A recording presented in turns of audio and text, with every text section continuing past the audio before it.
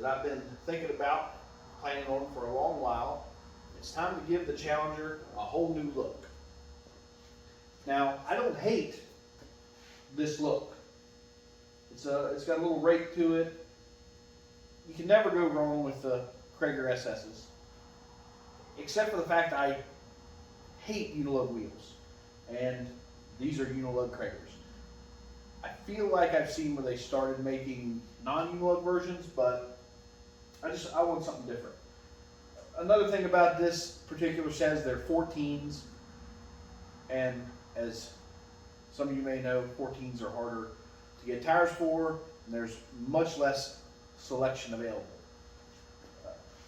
So I've got a new set of wheels and tires for it, but I feel like it's going to call for more than just bolting a set of wheels and tires on. I don't know if the front's going to have to come up a little bit, or I feel like the back is definitely going to have to go down. So we're going to go ahead and stick these on and see what we're going to have to do ride height wise, and see what we can adjust or what we're going to have to do to get this thing looking just right. Now, let me show you the wheels and tires that I picked out.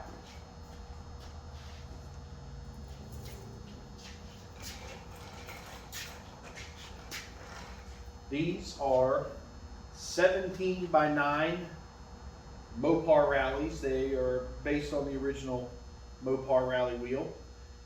They're from year one.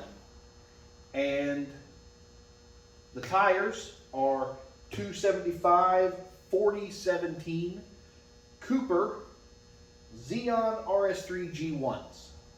So I'm really excited about how this is going to change the look, the complete look of the car. A lot of you know that tires and wheels make the car. It can completely change the look of the car. So I'm really excited to see how these turn out. And let's stop wasting time. Let's bolt a couple on and see how it looks and what we got to do to get them just right. Okay, here's a quick comparison of the old tires and the new tires. So the center tire obviously is the new one. Those are all four the same on the car. 275 4017. Then on the right we have the front tire, which is a 205, and on the left we have the old rear tire, which is a 235. So considerably wider, especially for the front. It's 2.5 inches wider than the front tire, so it's going to look really cool. Oh, look at that. Huge difference already. Looks like a totally different car. So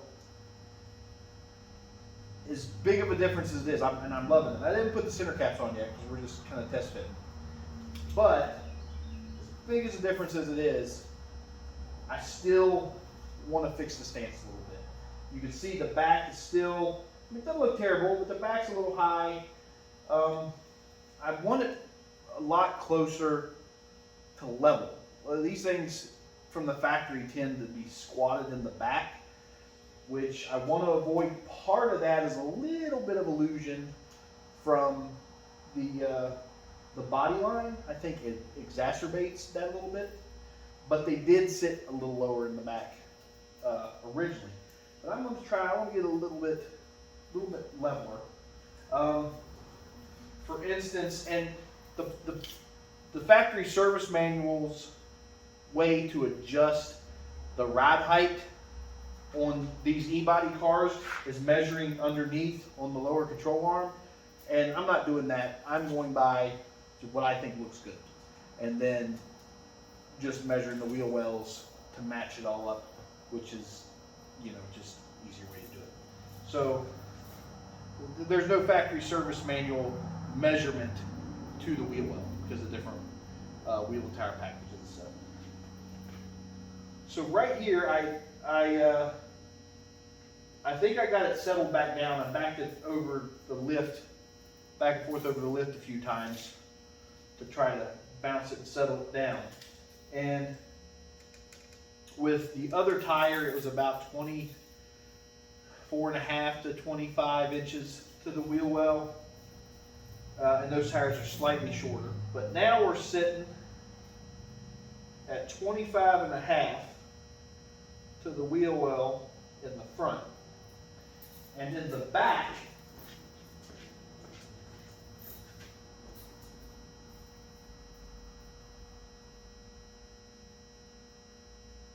we are 27.5, so 2 inches higher in the back than in the front. So I want to bring it down a little bit, and then we'll mess with the front to get it where we want in accordance to kind of how the back works out and all. So let's get it up on the lift and look at what we're dealing with underneath, and we'll go from there. Okay, we got the car up on the lift. Let's take a look underneath and see what it's going to take to get this thing riding just right. So on these old Mopars, they use what's called a torsion bar suspension. So this bar right here is your torsion bar, and that's actually your spring. It runs up and locks with a hex shape right here into the back of this lower control arm, which as you raise and lower, as this raises and lowers with weight, it twists that bar, which is what gives you your spring. And the way you adjust that is this right here sandwiched in between is hex shaped. It's like a blade that's got like a hook that comes over, and that hook sits on top of that bolt right there. And so you turn that bolt in and out, and it raises and lowers on that blade to preload that torsion bar to get the car sitting. That's what holds your ride height. Just want to point out how grimy this K-member and front suspension are. I'm sure that's one of the last things they did. They just decided it was time to get this thing together, because it doesn't really match the rest of the car back here underneath.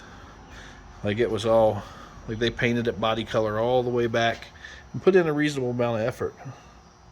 And I guess they just gave up on it. But moving on, back to the rear suspension of the car, we got our leaf springs. Now, if I recall correctly, the original springs that belong under this car are 4-leaf, and these are 6-leaf. And I'm not sure exactly what springs they are. They made what was called a super stock spring that raised the car up in the back, and it was for drag racing.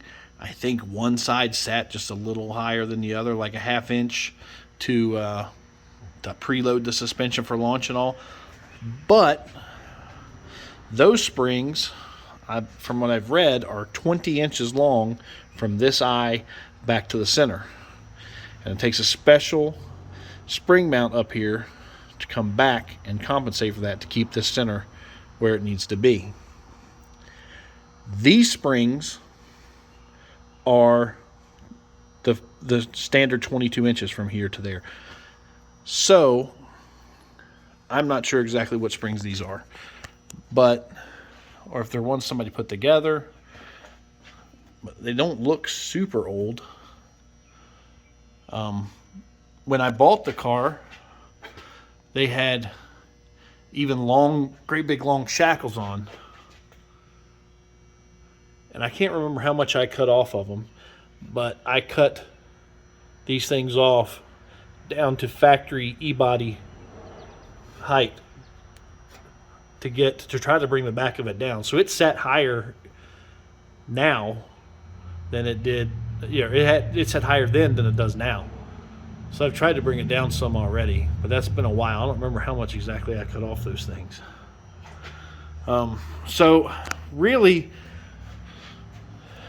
I mean, you could do some guesswork, a lot of work to, putting them in and out and trying it out, remove a leaf or two from here or whatever to try to get them down where you want them. but I'm just going to order a new set. I'm going to get them from Espo Springs or ESPO. I don't know if you pronounce that or not. Springs and Things website. I'm going to get a +1 spring, which is supposed to be, because like I mentioned earlier, these cars sit just a little low in the rear from factory.